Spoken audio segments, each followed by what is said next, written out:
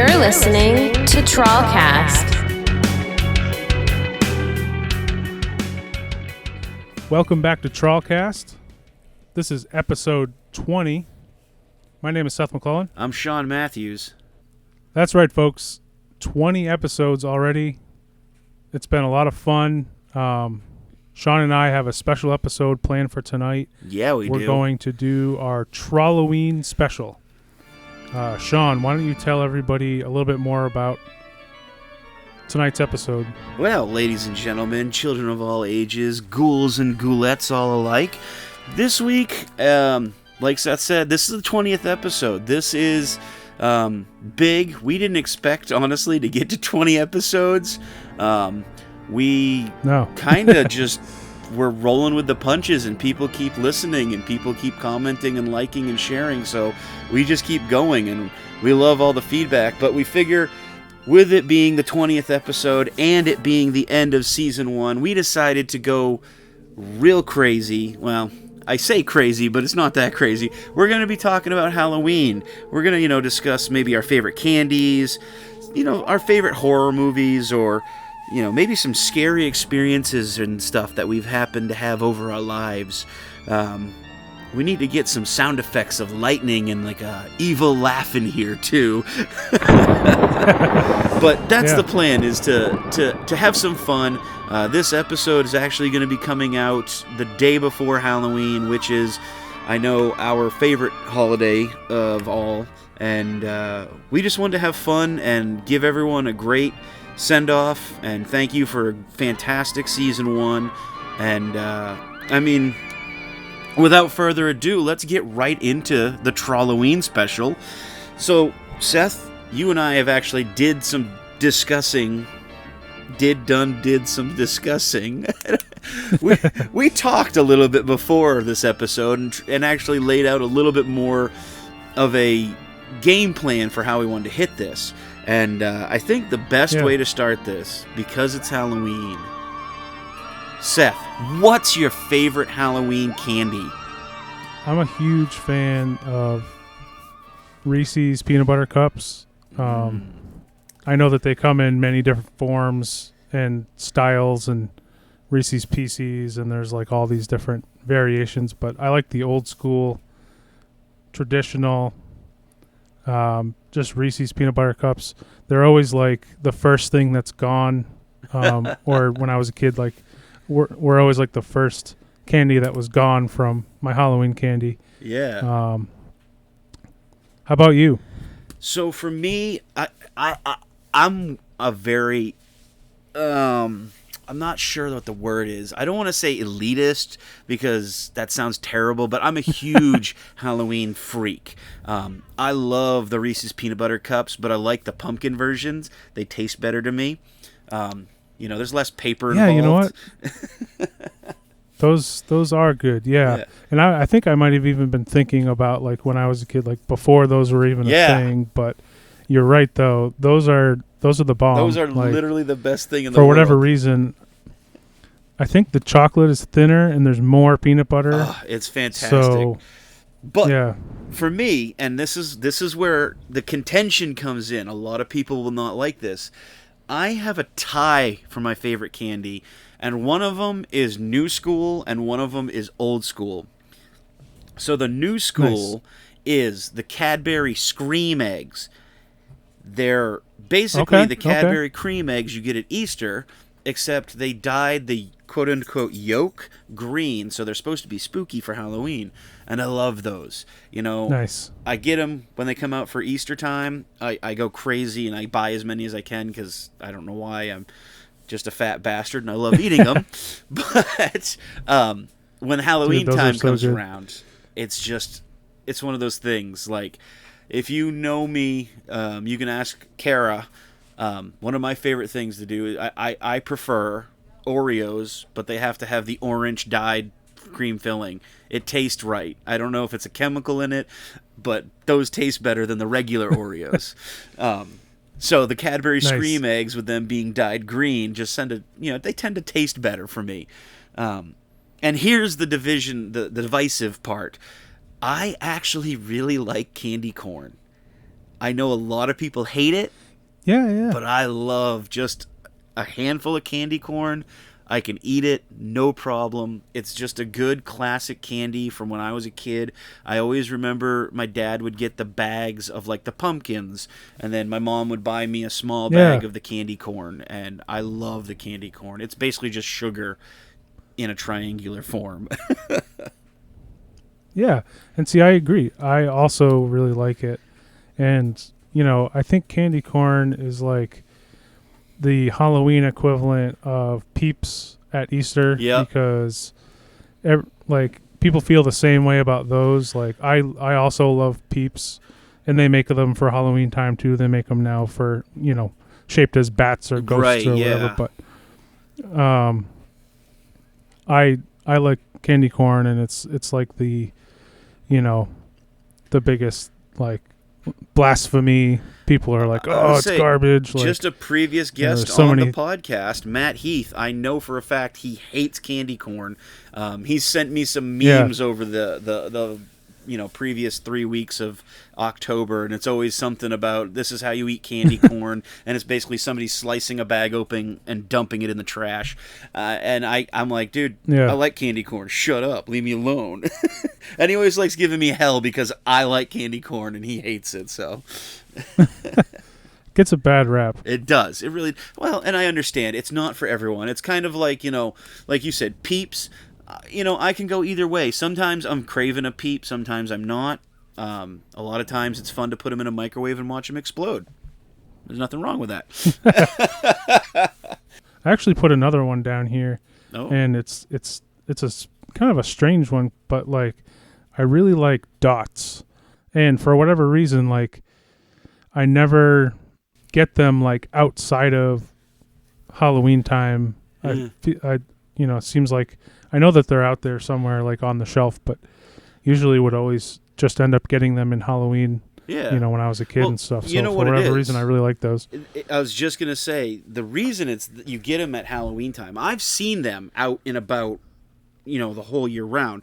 But the reason you always get them around Halloween time is because I don't know the company that does it, but there's a company that makes these giant, like 4.5 pound bags, and it's called like Child's Play, and it's all kinds of Tootsie Rolls and Tootsie Pops, and then like vanilla, lemon. Yes, I think you're right. Dude, I literally just bought one of these bags the other day, and I kid you not, all the Tootsie Rolls are gone. Almost all the Tootsie Pops are gone. Right now, I think the only thing we have left is a couple Tootsie Pops and all the dots, because I've never been a big fan of them because they always get stuck in and around my teeth, but my kids kind of never had them before.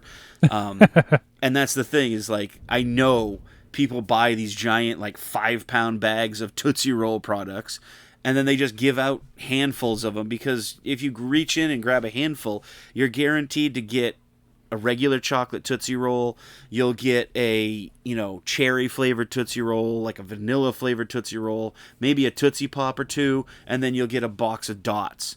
So that's kind of awesome. And next practice, I'll bring you a handful so you get some. Nice, dude. Awesome. Perfect. What about things that you just like when you were a kid? I mean, obviously, like, it's awesome to get anything in your Halloween bag, but like, what are the lame things that you're like, I wish I didn't get that? Like, you know, when I was a kid, like, I can remember a few Halloweens where you did get to that one place that threw out the full-size candy bars. And that was always that's literally like the magic of Halloween. It's more magical than Christmas time. You're like, holy shit, I got a whole Snickers. Look at this. I can't believe it. It's the best thing in the world. But I was always confused to why people gave out raisins until I was gonna say, I think raisins is or pencils. I know pencils was something I got one year. I'm like, what the fuck am I gonna do with pencils? You can't eat a pencil. Erasers and. I'm going to erase the shame of this. Pennies one time. You got what? Pennies. Someone just like threw a handful of pennies. Fucking, there was a fishing lure in there. You just fucking. There's a fishing lure.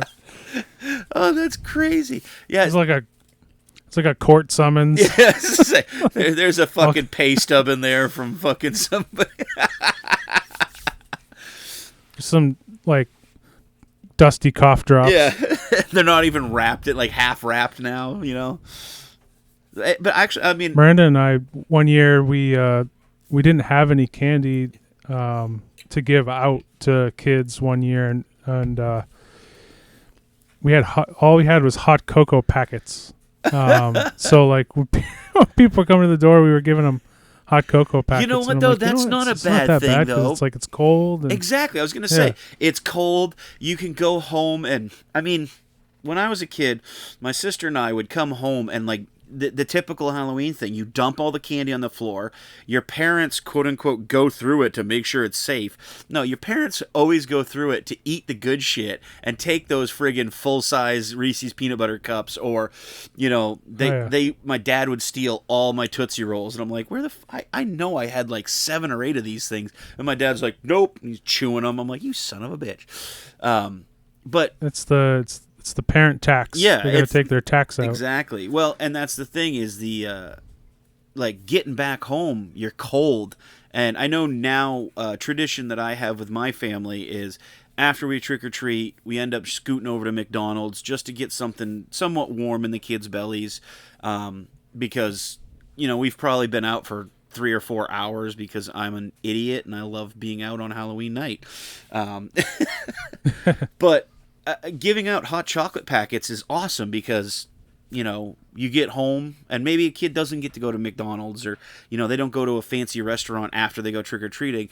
They can go home and look, hey, I got a hot chocolate. Hey, Mom, Dad, can you warm up some milk or some water and make some hot chocolate? And they're like, yeah, cool. Like, that's actually not a bad thing. Yeah, so I guess that wasn't so bad. No, man, that's a good thing.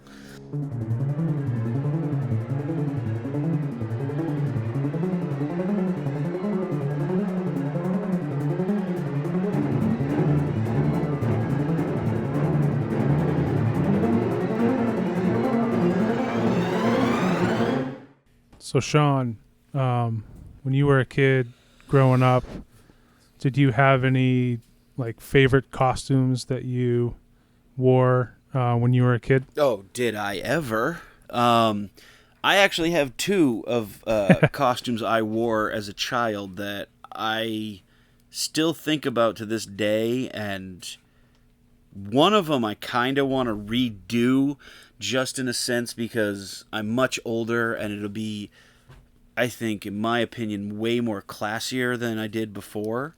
And that is, it's an old radio show that was a comic at the time too in the newspapers, but I dressed up one year as the Shadow. Wow. Yeah. That's cool. And you don't hear that very often. No. Well, there was back then when I dressed up as the Shadow, there was I want to say it was Alec Baldwin did a movie called The Shadow, and it was actually based on the comic / radio program because it's an old-timey like 40s and 50s radio program like before TV.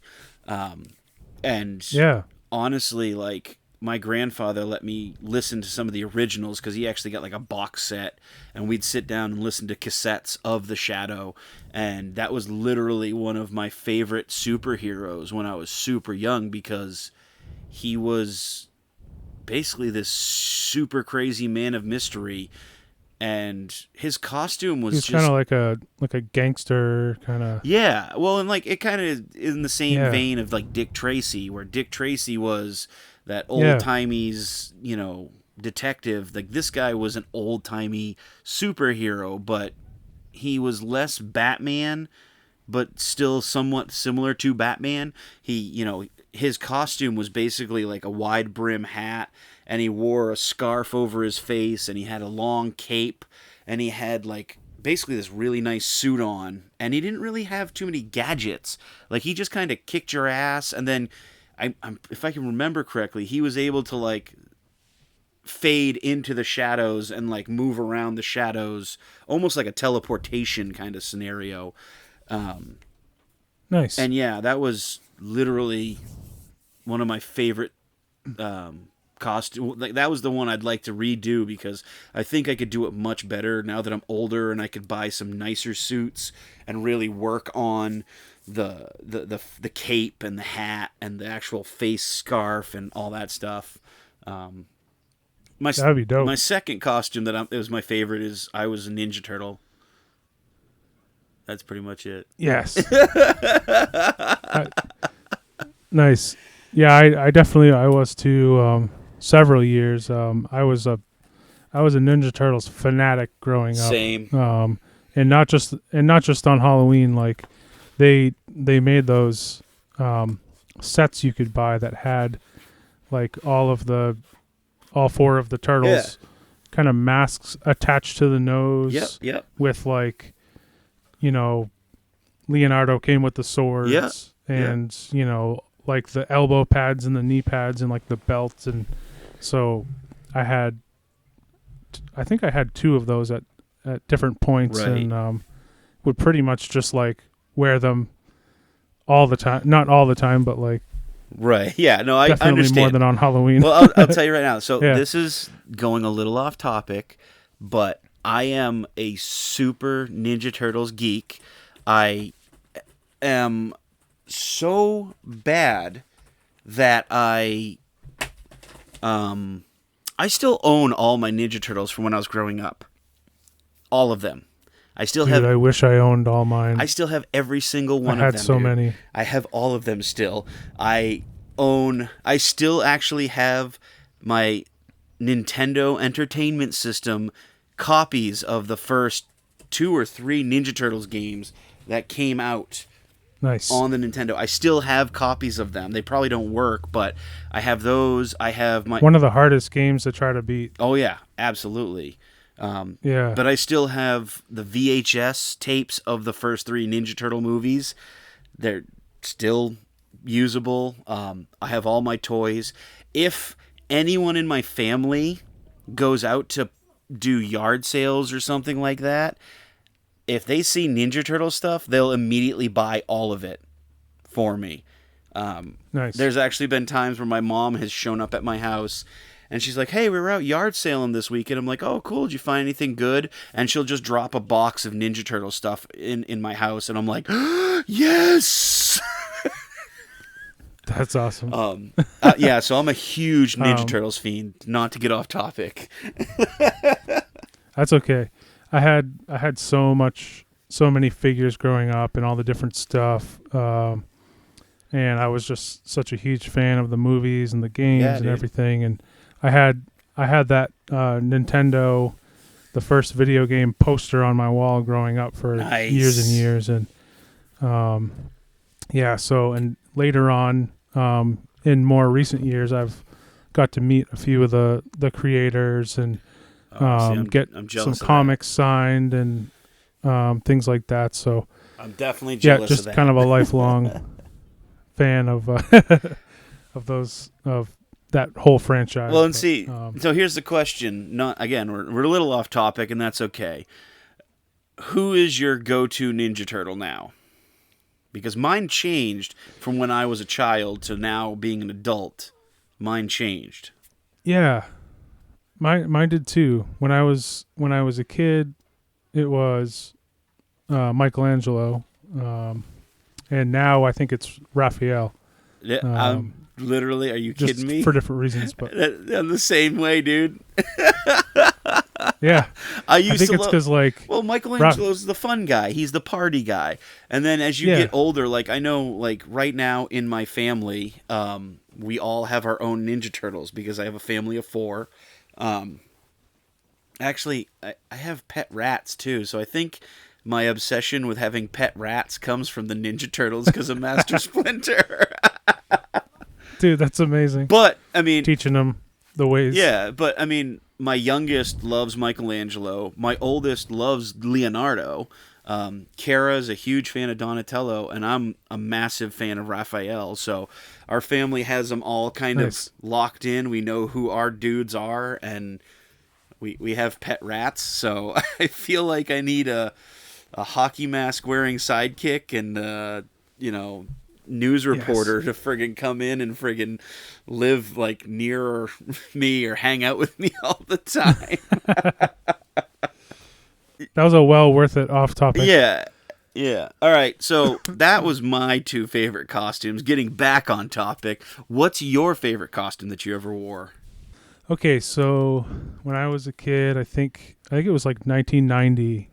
It was like a year after this movie came out. The 1989 Tim Burton Batman movie came out, and you know, at that time, if you were a kid when that came out, it was like literally Batmania. Like, you know, Batman was just everywhere, just like, you know, breakfast cereals and all the toys and like. I was gonna say I used to eat the breakfast cereal. It was terrible.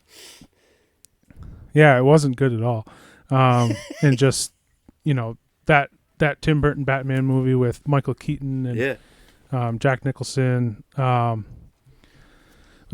loved it growing up. It was like looking back on it, like seeing that as a 6-year-old, you have a completely different, you know, perception of like what that movie is, and you know, it's very adult. It's very, but as a kid, I don't even know if I understood it when I was a kid. As a it was kid, just it was very Batman. deep. That's all you saw. It was Batman, and he was fighting the Joker. Yeah. Like, it didn't matter. I remember I was a little bit older when the sequel came out, and Danny DeVito as the Penguin is literally still haunting my dreams to this day. Dude, that one is legitimately creepy. Like, it's that dark. One's still nightmare fuel, yeah. But at that time, 1990, I had my Batman costume, and I don't even think like the ears and mask, you know, the Batman mask like fit my face. Like my eyes didn't even like come up to the level of the eyes that were that's great. In the mask. So it looked like I was wearing my father's Batman mask. You know, I was gonna say, so it was big and goofy, and it looked like your dad should have been wearing it, and instead he was like, you know what? You can wear it. I can't say no.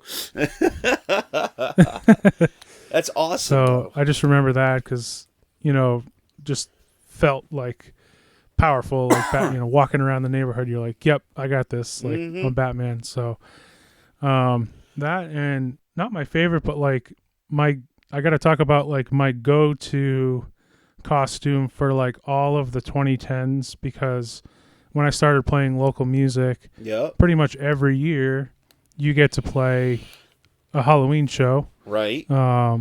And I've never been in my adult life, like, as much as I enjoy Halloween, I myself have never been like a big costume wearing, like dress up and like really put the effort in.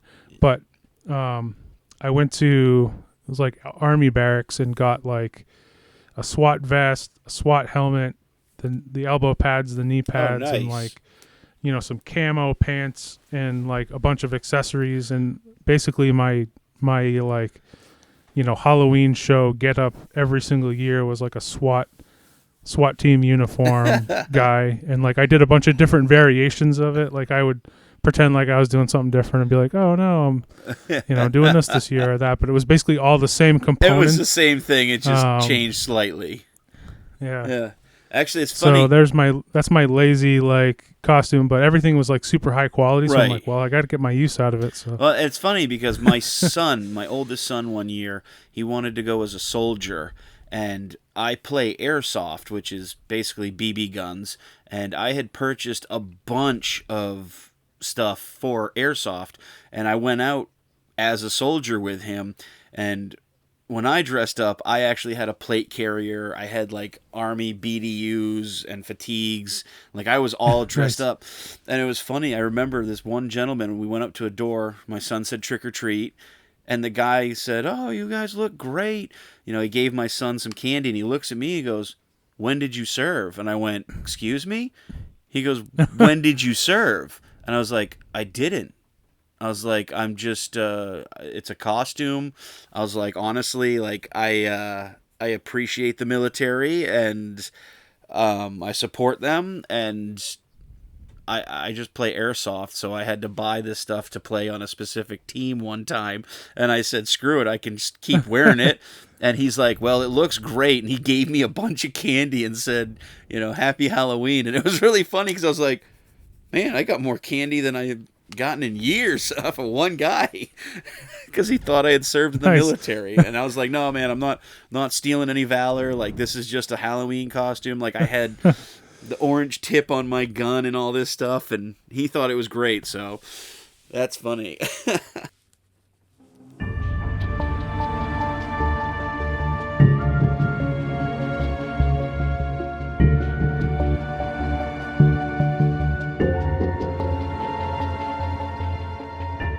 And I know people are going to enjoy the cover art this week, because it is actually a picture. You and I have passed it back and forth a couple times, and we were laughing about it. But it is a picture of us wearing Halloween costumes from when we were children. So please be gentle, ladies and gentlemen.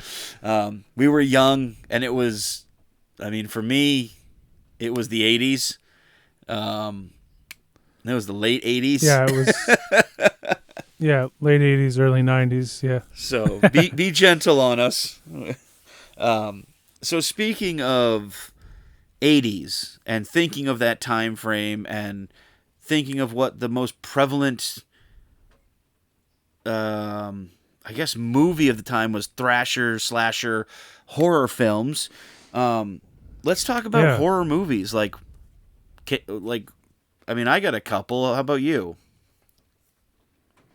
Yeah, I kind of put mine in two categories because I wanted to. When we had our movie episode, I talked about a couple of horror movies, and I didn't want to pick the same stuff, but those movies were kind of in the fun category, right? So I kind of wanted to go for the more scary category, right? A couple movies I saw when I was a kid, probably way too young, that scared the bejesus out of me. The first Poltergeist movie scared the bejesus out of me. Yes. All three of those movies are super scary. And then the Amityville Horror movie, the original one. Right. Both of those, for me, just left a permanent mark, just because I think, I saw them when I was 6, 7, 8 years old. I was way too young, and my dad was like, all right, I'll let you watch these, because my older brother and I would ask hey, can we check these movies out? And he was like, yeah, okay. And then it was a bad idea. Those ones are still. Yeah. I actually haven't in a long time gone back and watched either of those two movies, but they've done a remake of the Amityville Horror movie, which was pretty good. It wasn't bad. It was Ryan Reynolds trying to be a little more serious. Yeah. And, I own it. Not to say that it's... I actually own a box set of the Amityville Horrors. I have the original one, and then the two sequels that came out with it.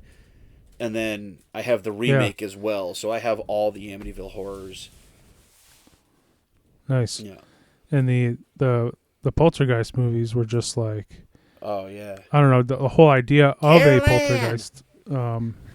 Yeah, and that... see, my little sister's name is actually Carol Ann. Wow, that's fucking creepy. Too, so... Yeah. So, always...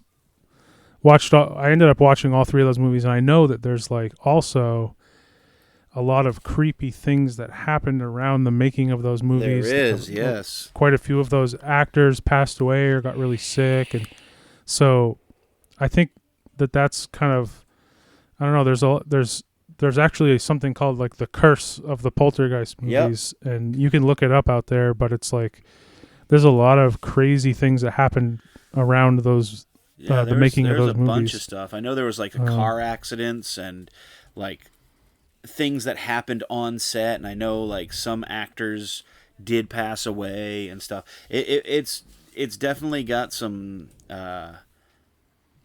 some weirdness and some creepiness that are attached to it. There's also another movie that I'm pretty sure is cursed that I can't remember the name of it off the top of my head, but it was Chris Farley was actually looking at playing the part before he died. And I know that they've had... I remember reading this somewhere, because I'll be honest, I am into the weird, creepy, spooky stuff. I listen to all kinds of crazy podcasts. And I know there was a movie that they had tried to make, like, I want to say 3 or 4 times, and every single time they got an actor to read and be interested in the lead character part, they ended up passing away, and they ended up just shelving it forever. And I can't remember the name of it. I was going to say, yeah. It bugs me, because there was, like, it was supposedly this cursed movie that should have never been made. It has never been made, and yeah, that's gonna bug me now. Wow, that's crazy. Hell. So, and actually, I know they did remake a Poltergeist movie too, which that one wasn't bad. That one had some really good jump scares in it. So, yeah, I purchased it. I never saw the remake of that. It's pretty good. I'll have to check that out. I'll bring a copy on Wednesday with the Dippin' Dots, or not the Dippin' Dots, the dots. Jesus, Dippin' Dots. Yes. All right, cool. I'll have to find a. Maybe I can find a.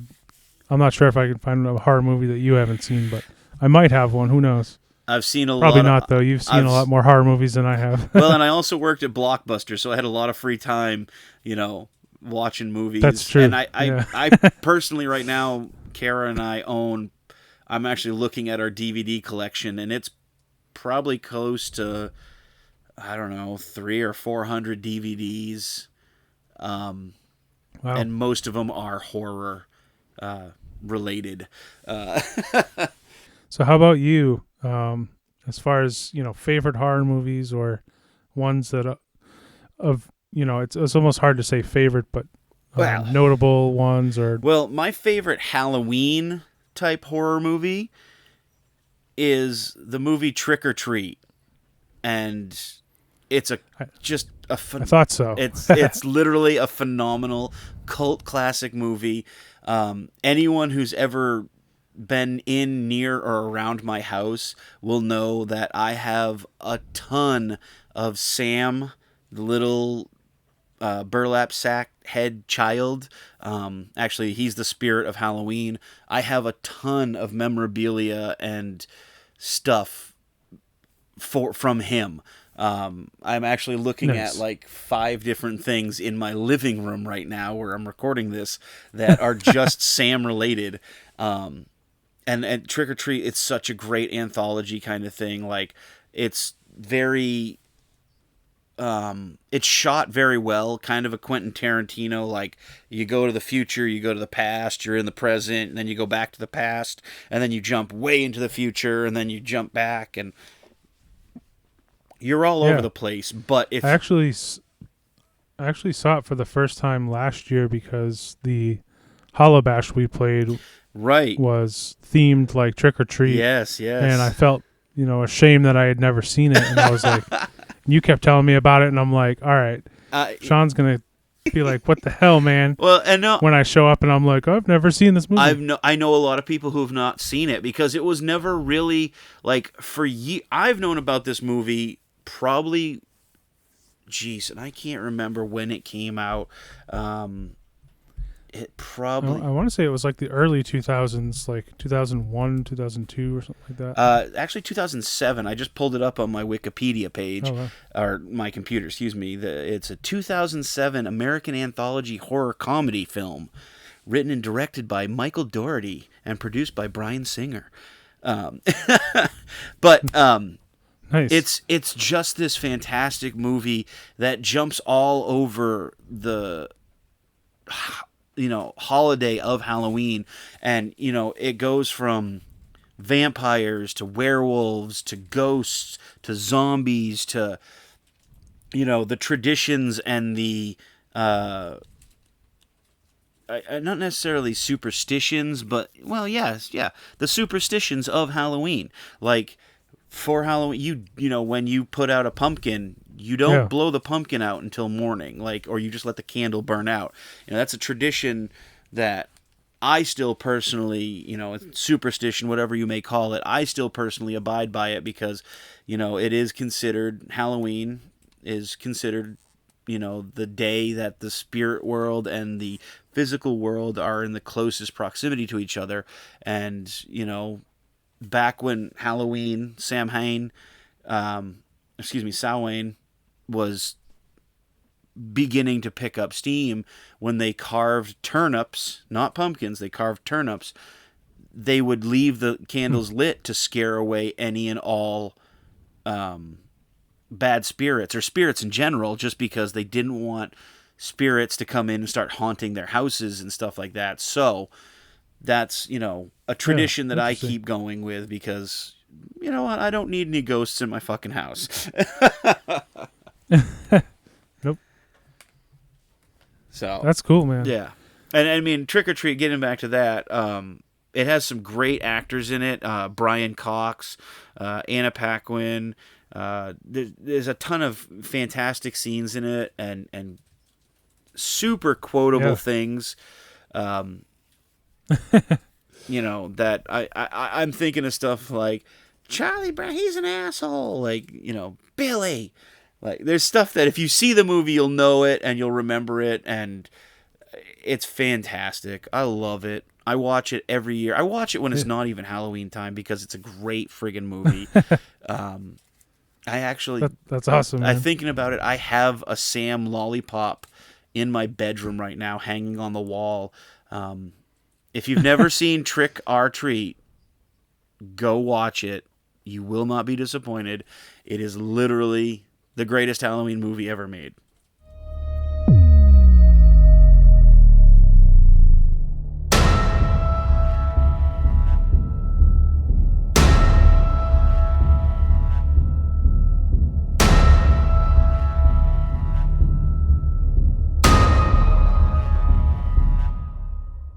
The last one I wanted to bring up, and I know it's near and dear to both of us, is Jaws. Yep. Because, I watched that movie when I was a kid, and,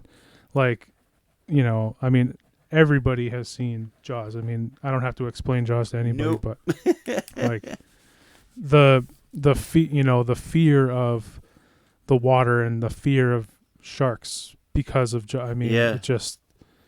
it's just this really omnipresent, ever since I've seen that movie, you think about, it literally changes the way you think about, going into the water ever. It really does. Does. Which is crazy because, there's so much setup and anticipation around seeing Bruce, the shark.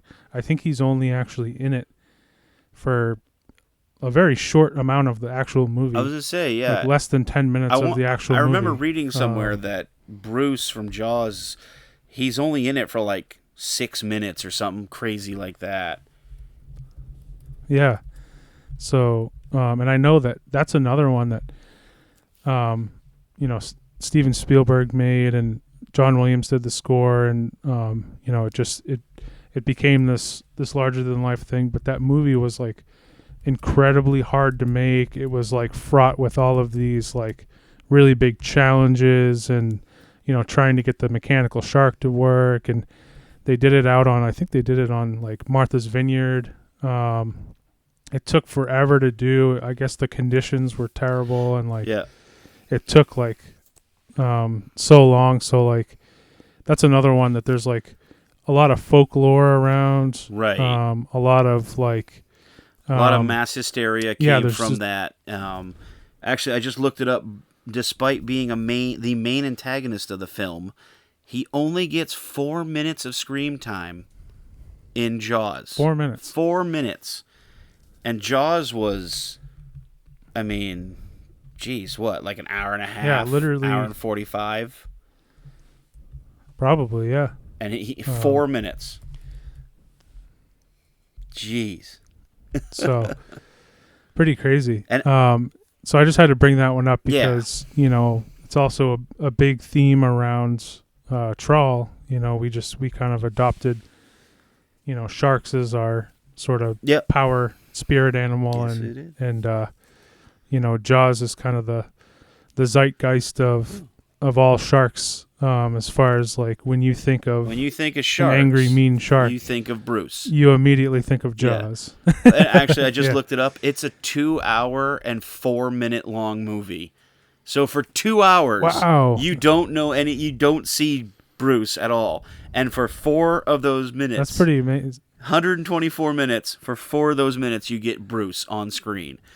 And honestly, that movie, That's pretty crazy. like you said, it definitely alters the way, if you see it at a young formative age, like I know you and I both probably did, I actually personally have a fear of deep water. Like if I can't see the bottom, I honestly will start having serious issues and start having craziness run through my head because of Jaws, because of the thought process of there could be something huge underneath you and you would never ever know.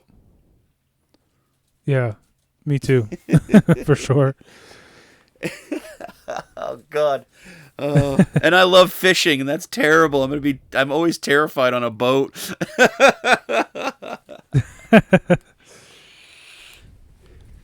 That's funny. So another one that I have, it's pretty much your classic horror film, and it's kind of, well, I say classic. It's classic for me because when this came out, it was kind of like when the Nightmare on Elm Streets came out, my parents were a little bit older, so they could appreciate it more and enjoy the slasher films. Yeah. And for me, I got a little bit older, and when House of a Thousand Corpses came out, I could really appreciate it. Dude. And it's just a great movie that Rob Zombie, I mean, hot damn, what a great friggin' movie. It was creepy, it was gory, it was what a horror movie should have been. And I love it. Yeah, I love man. House of Thousand Corpses. I love that whole Firefly family series.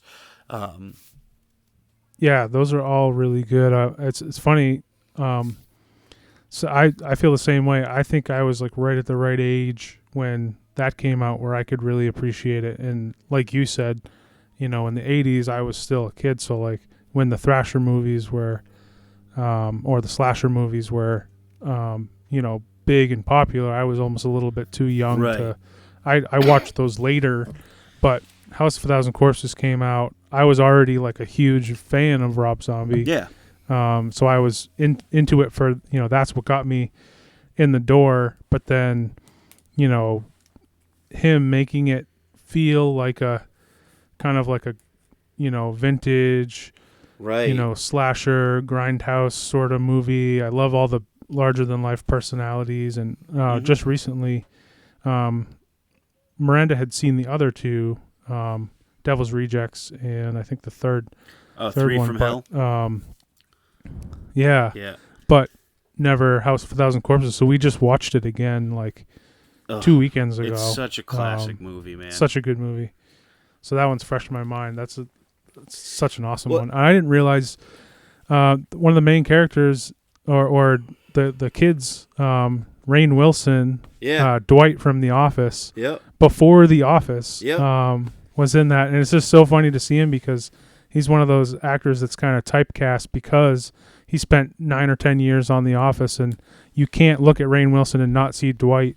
And then he shows up in, as a younger guy in House of a Thousand Corpses, and like the entire time I'm just like, well, and it's funny. Now I'm just like, it's because it's Dwight. It's Dwight. It's you look back and you're like, hey, look, it's Dwight before he was Dwight. But then also, if you watch the movie, you don't realize, but Chris Hardwick, who is the host, progenitor, mastermind behind the Nerdist podcast, it's one of his first movies, I believe. And those guys were fucking great as basically victims. I mean, throughout the whole movie, they're just these victims. And I mean, House of Thousand Corpses, absolutely phenomenal movie. I totally agree with what you say. Where Rob Zombie, his style of filming and the way he does his movies, it does feel kind of old timey, but at the same time, there's that new school feel to it.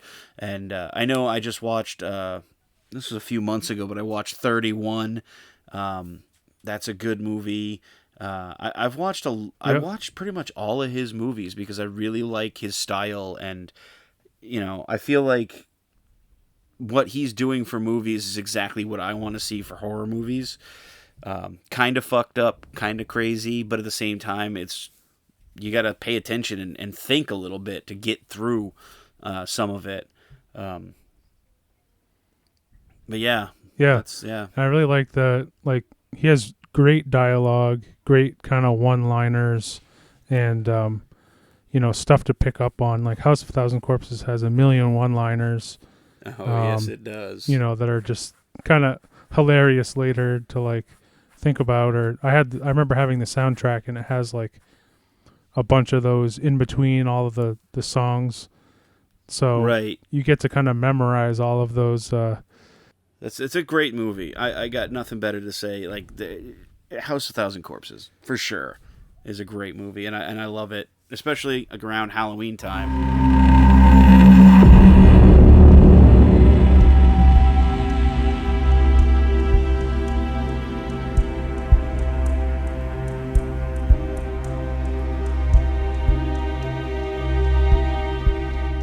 You were telling me, Seth, about a experience you had, I believe, driving home from a concert or a show. Yeah. Why don't you tell me about that? Yeah, so this didn't happen on Halloween or anything, but it's definitely one of the more creepy, unexplained things that happened to me that is just worth a story. So back, I'm going to say probably 2009, 2010, somewhere around there. I was driving home pretty late from a gig. I think Loki was playing up in, we were either playing in Waterville or Skowhegan, somewhere like that. And that stretch of road up there gets pretty lonely and pretty desolate after about midnight because there's just nobody on the road. And the first thing that happened was on the way home, probably around the Waterville area off the highway, there was this log cabin that was completely ablaze. It was just burning brighter and hotter than you could imagine, just completely engulfed in flames, and there was no cops, no fire trucks, nothing.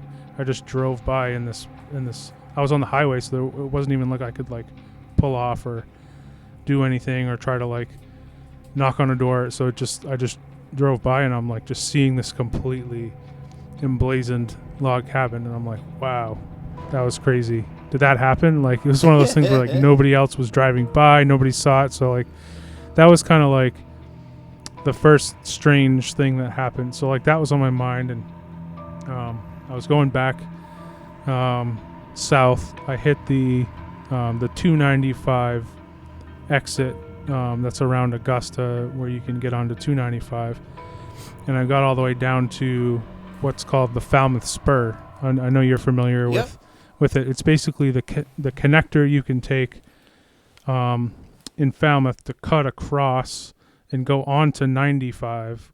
So it's this little connector road that's a few miles long, and there's a toll booth in the middle of it.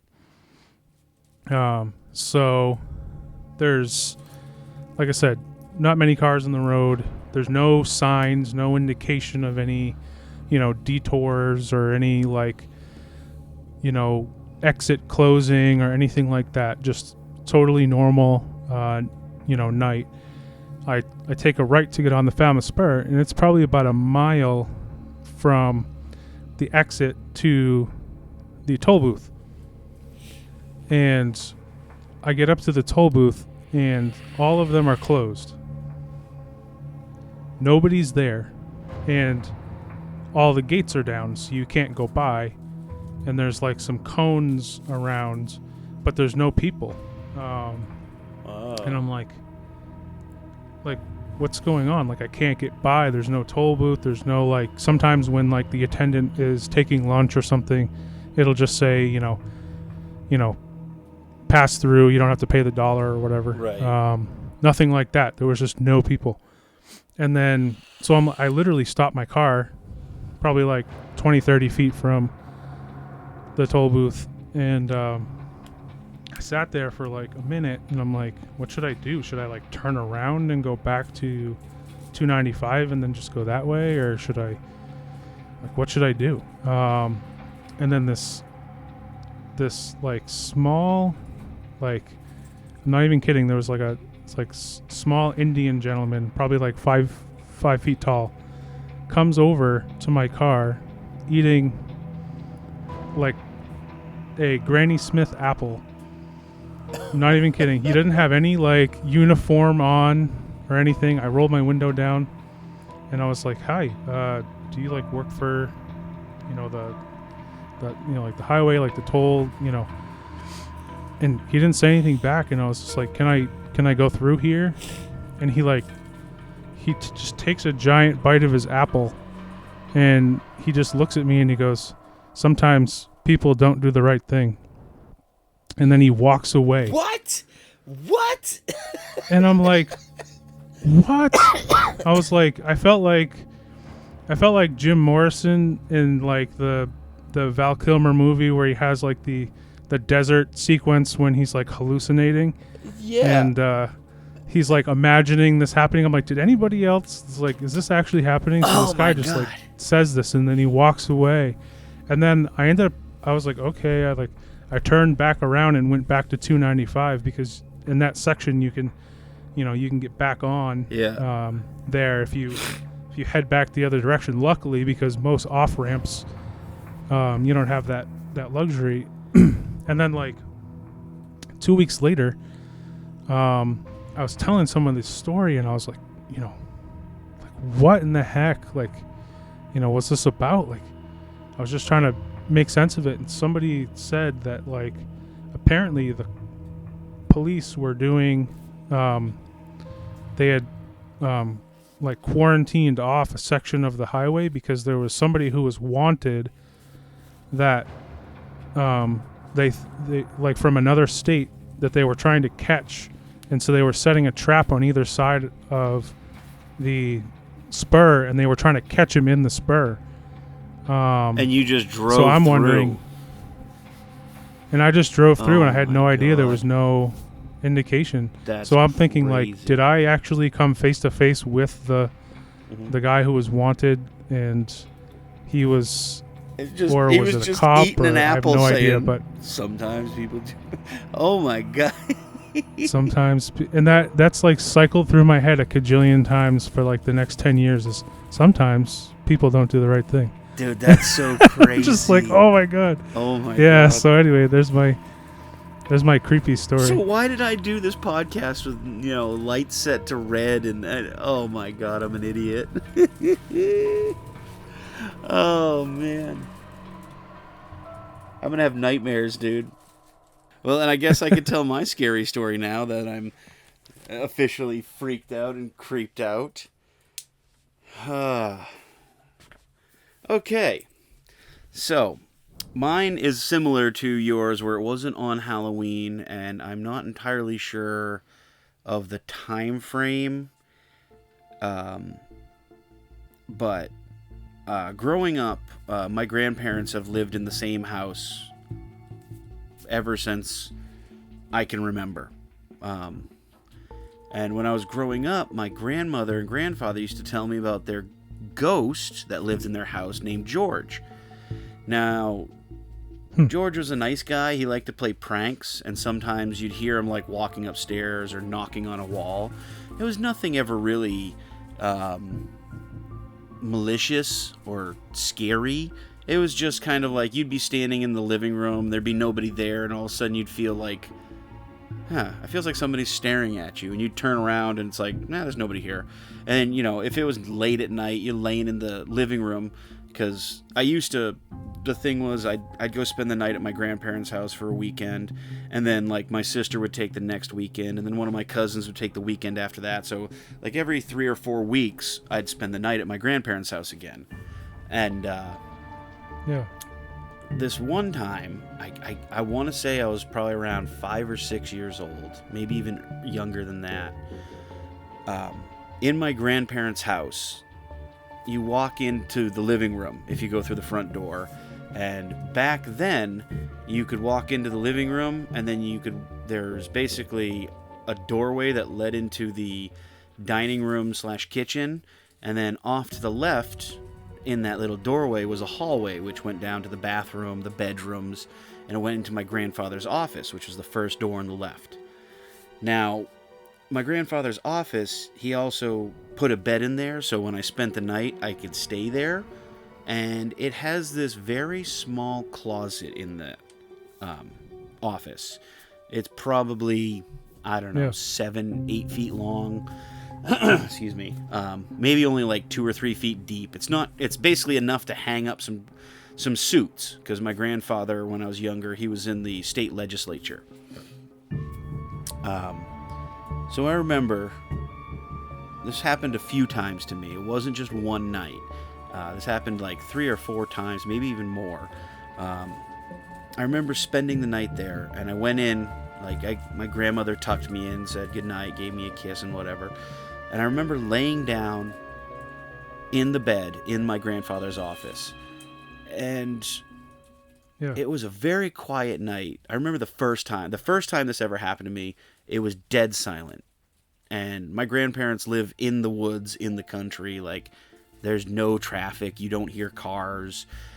And I remember it being almost negative quiet, like you could hear your heartbeat, you could hear the blood rushing through your body and your organs doing things. And I remember laying in the bed just thinking, wow, it's really dark in this room right now. And I look up as I'm thinking this, and I notice that the room is dark, but the closet is even more dark.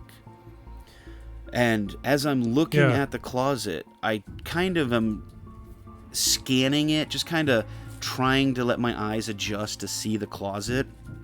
And I'm laying there, and I notice in the left side of the closet, which had a very small cubby kind of scenario, there's these 2 red eyes staring at me in the closet. And they weren't like normal eyes, like you couldn't see like a pupil, and it was just red eyes. And I remember sitting there going, what is that? Oh my god, that's horrifying. Like, oh my god, I'm scared. And then I vividly, to this day, it still gives me the shivers, but I remember seeing the eyes blink multiple times. And I was like, nope, I'm done. I rolled over, I closed my eyes, I did what every child does. I pulled the blanket over my head. I went into hiding mode. Like, the blanket is your safe zone. Monsters can't get into the blankets. They can't mess with you. And I remember laying there, and I remember passing out. Like, that was it. I was so terrified that I was shaking. I couldn't breathe. I couldn't speak. And I remember the eyes were the deepest, darkest, brightest red. And they just blinked, like a slow blink. And then like a quick blink. That's insane. The part that really gets me is I remember throughout the night, I woke up a number of times and the eyes had moved. So like they were about halfway up the closet, and then like I'd wake up and be like, oh, what a terrible dream, and then I'd roll over and look in the closet, and they were like up high, like almost like a tall man standing in the closet, and they were looking down at me. I could see there was an angle to them. That's crazy. And it happened a bunch of times. They moved all around this one corner, and I don't think I ever told my family or grandparents about it because it terrified me so much and my grandparents still live there. That bedroom, I believe, is or room office is now a bedroom.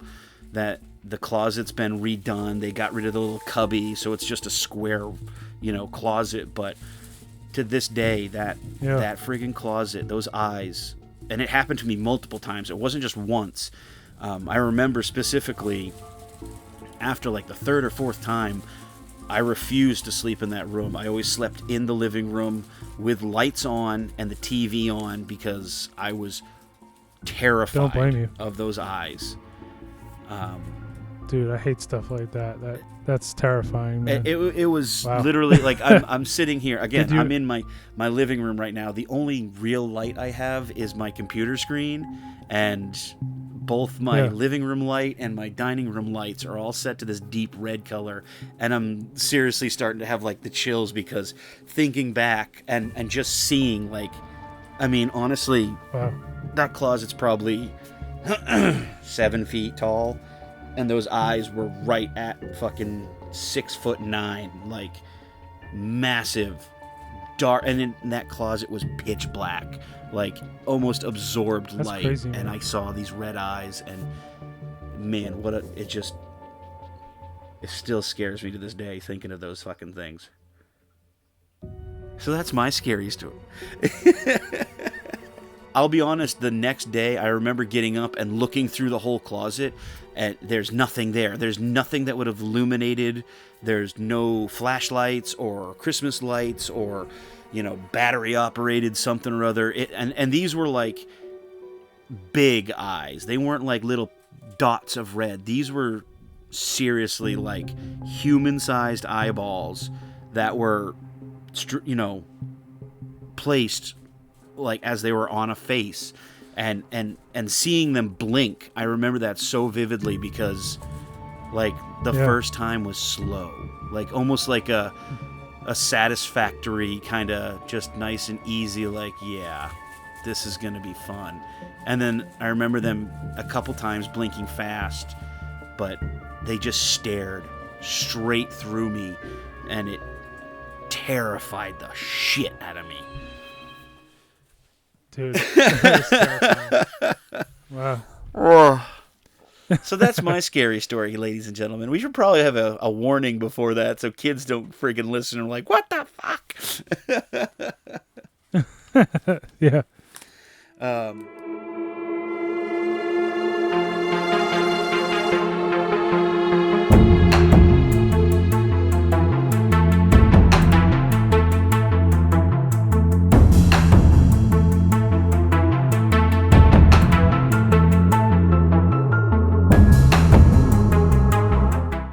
Do you want to talk about traditions now? Maybe some of your favorite things to do around Halloween time?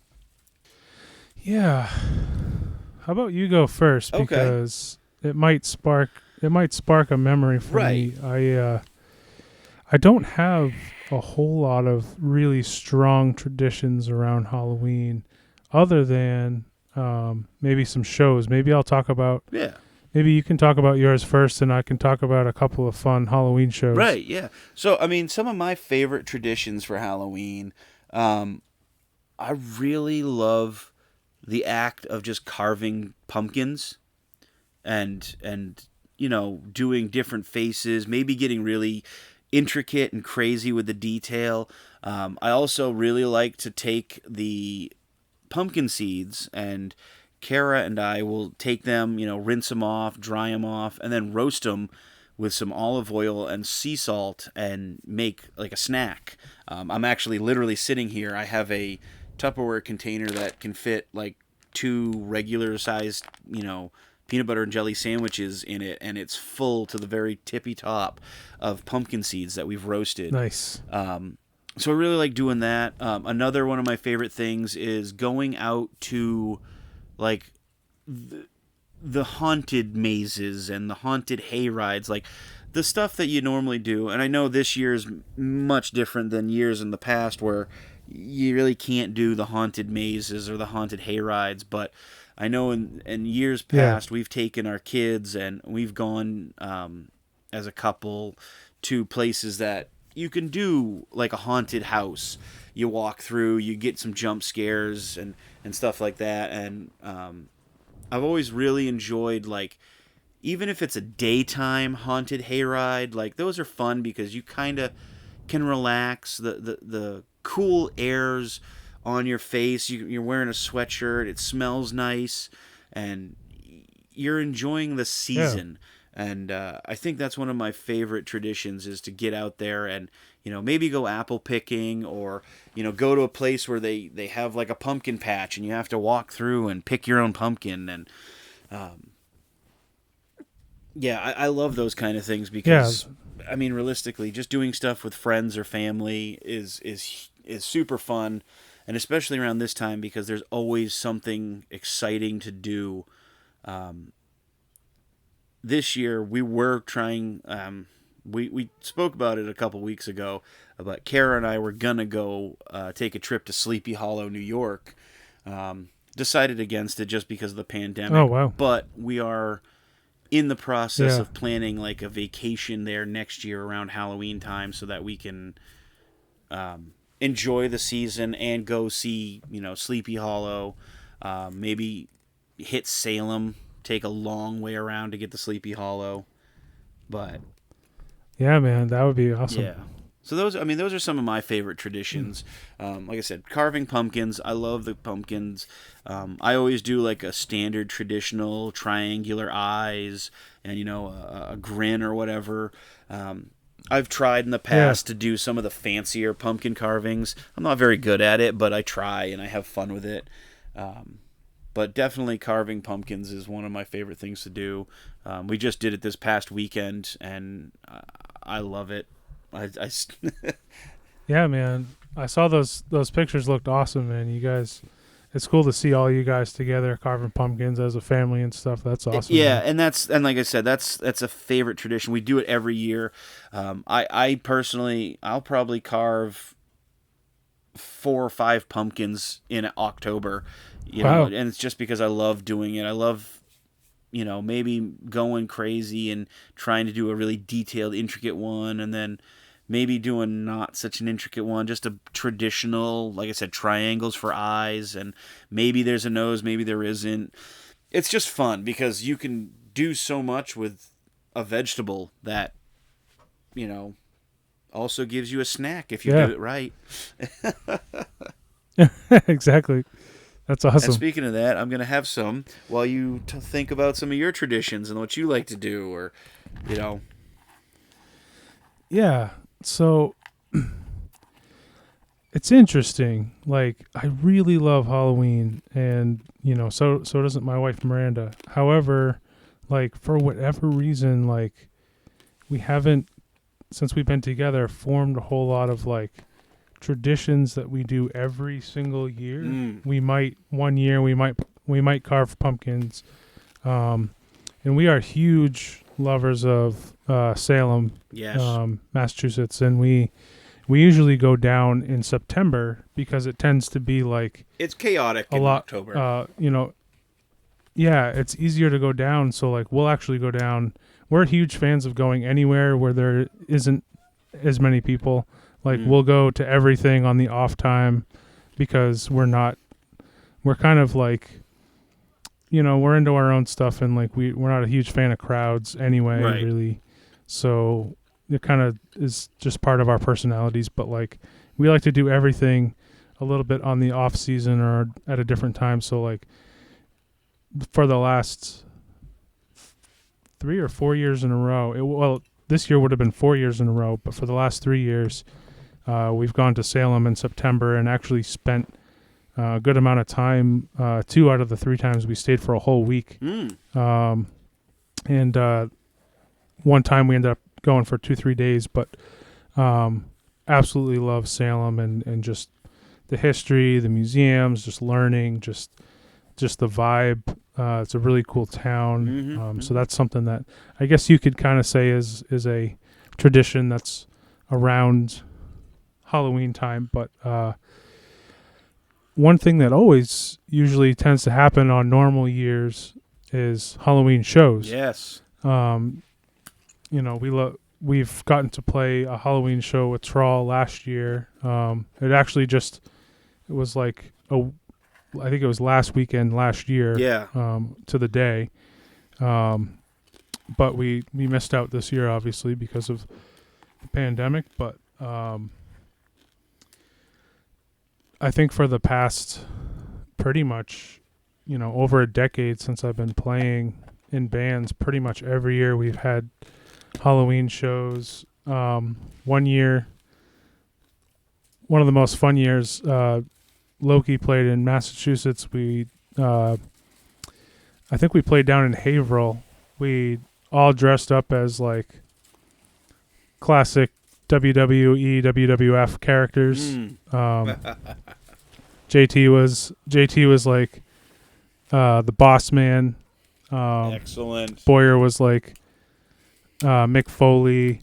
I played one of the Bushwhackers, and Adam was Bret the Hitman Hart. It was hilarious. Like, that's awesome. The whole thing going on. Just all kinds of like fun years. We would always come up with stuff. We've done we did a Halloween bus trip one time, down to when Mark Showplace used to do shows down in New Bedford, New Hampshire. Yep. We did like a whole busload of people with like costumes. I think it was Loki, and we took the band Civil Disturbance with us. And everybody had a blast. We had like a costume contest at the show. And the thing is like the show kind of itself didn't make that much money. Right. And, but the costume contest prize was like $500. Jesus. And this was the coolest thing ever. My buddy Dave from this band called Tear Down the Sun at the time, super nice guy. He did like a top-notch Edward Scissorhands. Like, he looked exactly like the Johnny Depp, character. Nice. And took down the costume contest, won $500. He ended up giving it to all the bands because we all kind of lost our shirts getting down there and like doing this whole big thing. So he ended up like paying all the bands out of his contest winnings, and we were like, dude, this is the coolest thing ever. Like, you are forever the man. Like, I'll tell that story for that's fantastic. forever. And that's something I do miss about this type of years is the shows, because like you said, we played Hallow Bash last year, which is literally a Halloween themed show that Koopa from Signal the Noise puts on every year. And yeah, I know he was fighting and praying and pushing and poking and prodding. He was doing a lot of stuff to try to make it happen this year, and the pandemic kind of shut it down. Unfortunately, it's one of the best shows that you can go see or be a part of, and I mean, every year it's just so much fun. And I know next year we're planning on bringing it back hot and heavy and maybe bigger than ever, just because taking a year off sucks. We all want to be out there dressed up in our goofiest costumes, and the bands that play always dress up. I mean, last year Trawl did we just did some masks, but I feel like if we get invited back for next year, we can go bigger and better. There is 4 of us. I think we could do like a Ghostbusters or something like that. Yes, that would be amazing. But yeah, shows.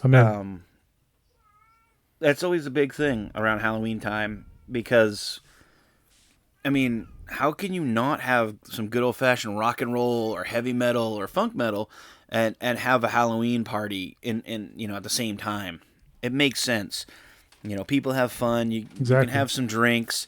You can see people who maybe they don't really get into Halloween, but they dressed up and they just did whatever. Like, I'm a baseball player, and it's like, well, you're wearing a hat and you have a Red Sox jersey on. Okay.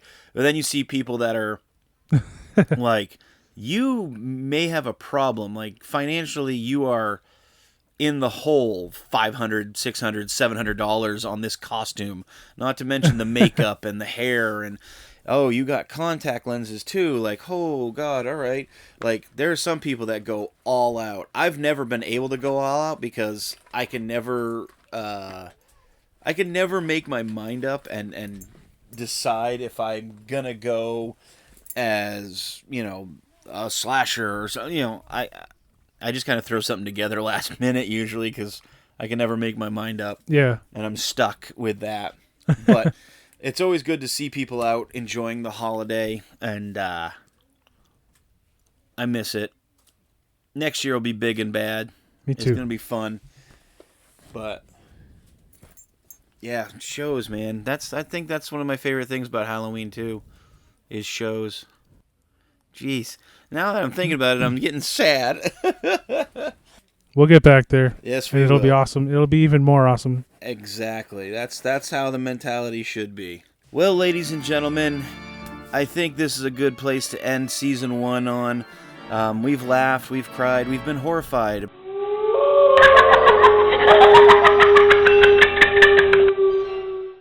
Thank you guys all for tuning in to Season 1 of TrawlCast. We really appreciate every single one of you who have listened, all of our friends all over the world who have taken the time to listen. Like we said last week, Thank you guys so much. Yeah, thank you so much for listening, everybody. Like we said last week, we're going to take a couple months off to focus on the recording of our EP for Trawl. We also are going to be working on kind of preloading Season 2 of TrawlCast with some awesomeness, more guests, more fun topics to talk about, and it's all going to come back in a couple months. You just got to wait. So now's your chance to go back and listen to some of your previous episodes and tell us what you like. Submit some questions. If you do like what you hear, we're available on Anchor, Apple Podcasts, Breaker, Google Podcasts, Outcast, Pocket Cast, Radio Public, Spotify, and many, many other places. So hit that subscribe button. As soon as the new episode drops, it'll be there ready and waiting for you. Especially with Season 2 coming, hit that subscribe button so when Season 2 kicks off, you're ready to go. We're also on YouTube. All you gotta go to is youtube.com/TrawlPortlandME. It's our personal page. We post all the episodes up there. We post music videos and songs up there. So when stuff comes out, you'll be in the know and you can see it on YouTube. It's a good time over there at the YouTubes.